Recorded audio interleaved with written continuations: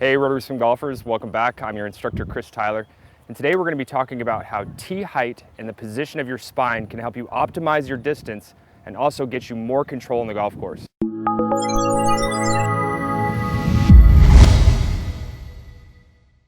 Okay guys, so before we start getting into the mechanics and how it's going to be important to control the position of your spine in the hitting area, I want to go ahead and discuss the three different tee heights that I like to use when on the golf course here.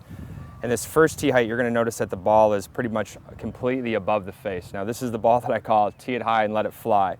And these are going to be ones that we're really trying to get the ball to be in a very high launch condition with very low spin. I like to play this shot on days that there's not tons of wind, or if it's a hole that's playing dead downwind. We want to really kind of tee it high, let it fly, take advantage of the wind. Also, another good time to use it is if you have some crosswind on the golf course.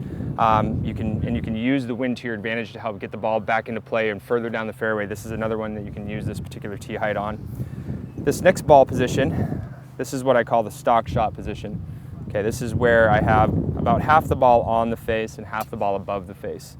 Now, what does a stock shot mean? Well, a stock shot is typically, if you were to hit a pitching wedge a total of 130 yards, that was your maximum value to it, where you didn't have to hit it, swing too hard, and you didn't have to take anything off it. It went 130 yards. That would be what we consider a stock shot.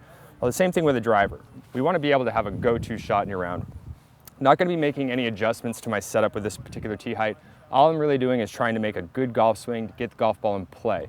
So this is what I call my stock shot ball. This low ball right here, this is what I call my low bow bullet ball. Now this is a ball that's great for really windy conditions. If you're playing a hole that's dead back into the wind, this is going to help you flight your golf ball down quite a bit. This is also good for those players that are starting to try to work the golf ball left to right off the tee. If you have a hole that's set up to where you're going to need to start curving the ball or hitting a cut shot, this is a great way to start to do that. So you'll notice that this ball position on the club face is pretty low. It's pretty much what I have just right in the center of the face is really where I tee it up. So again, we have the tee it high, let it fly. We've got the stock shot, and then we've got the low bullet here. Okay, so let's go ahead and talk about the position of the spine now, how it's going to affect each one of these shots so that you can start optimizing the distance and start optimizing that control.